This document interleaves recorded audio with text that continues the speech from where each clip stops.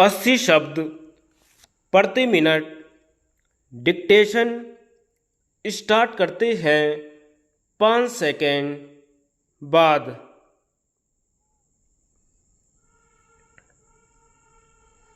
मान्यवर, यह सामाजिक सुरक्षा के अंतर्गत हमारे संविधान निर्माताओं ने अनुच्छेद 41 के अंतर्गत इस बात का उल्लेख किया है क्योंकि संविधान के जो निर्देशक तत्व बनाए गए उसमें प्रत्येक नागरिक को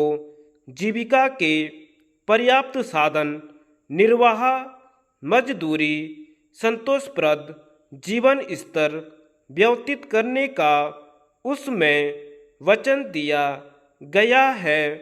और उसके उपरांत ऐसी व्यवस्था की गई है कि धन और उत्पादन में सामंजस्य स्थापित हो सके। मान्यवर, रोजी रोटी, कपड़ा और मकान जनसाधारण की बुनियादी आवश्यकताएं हैं जिनको पूरा करने का नैतिक दायित्व उस शासन का होता है जिसे देश की महान जनता बड़ी आशाओं और अपेक्षाओं के साथ निर्वाचन के बाद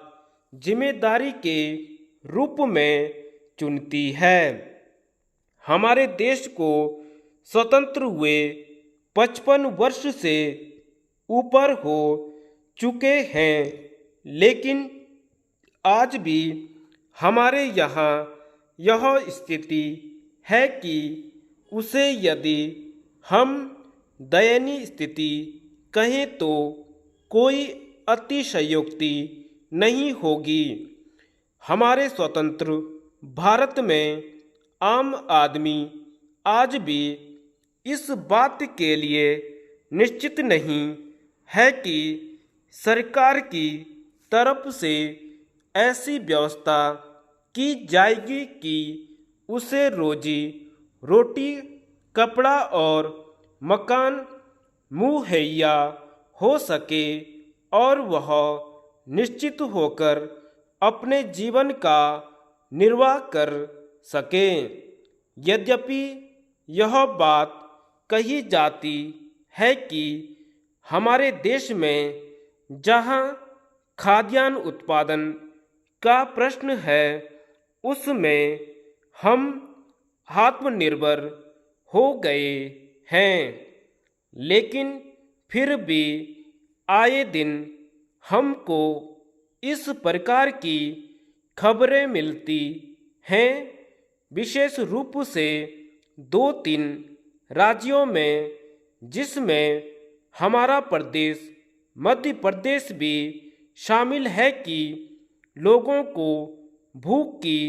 वजह से मौत का शिकार होना पड़ता है।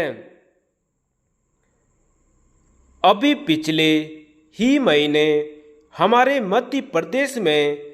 जो आदिवासी बाहुल्य क्षेत्र है उसमें भूख की वजह से कुछ आदिवासी लोगों की मृत्यु हो गई। इसलिए मैंने इस विधेयक में इस बात का उल्लेख किया है कि सरकार को इस बात का दायित्व अपने हाथ में लेना चाहिए कि वहाँ आम लोगों को रोजी रोटी, कपड़ा और मकान उपलब्ध कराए और इसमें जो विशेष बात है वह रोटी उपलब्ध कराने की बात है। लेकिन इस सब के पीछे जो व्यवधान उत्पन्न होता है, जो सबसे बड़ी अड़चन आ रही है, वह है जनसंख्या वृद्धि की। हमारे यहाँ स्थिति यह है कि प्रत्येक मिनट में 35 बच्चे पैदा होते हैं। हमारा देश जो करोड़ की जनसंख्या वाला है, उसमें स्थिति यह है कि प्रत्येक वर्ष 1,80,00,000 लोग जन्म लेते हैं। इसलिए आज जनसंख्या नियंत्रण की आवश्यकता है। मान्यवर,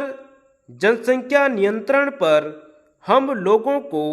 विशेष ध्यान देना चाहिए ताकि जिस सरकार पर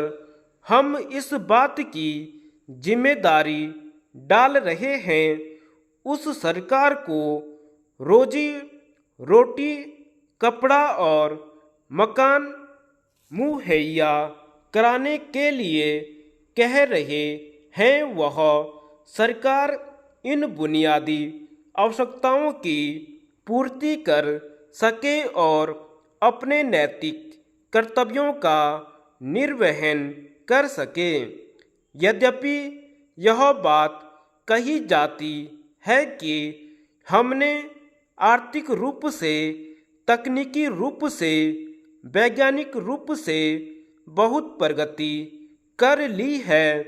लेकिन ये सारे दावे निरर्थक और व्यर्थ हो जाते हैं जब हमारे देश के बारे में यह व्याख्या की जाती है कि इस देश में रहने वाले सभी लोगों के लिए न तो मकान है, न उन लोगों के लिए कोई रोजगार उपलब्ध कराने की व्यवस्था है, और न ही हम सभी लोगों को पर्याप्त रोजी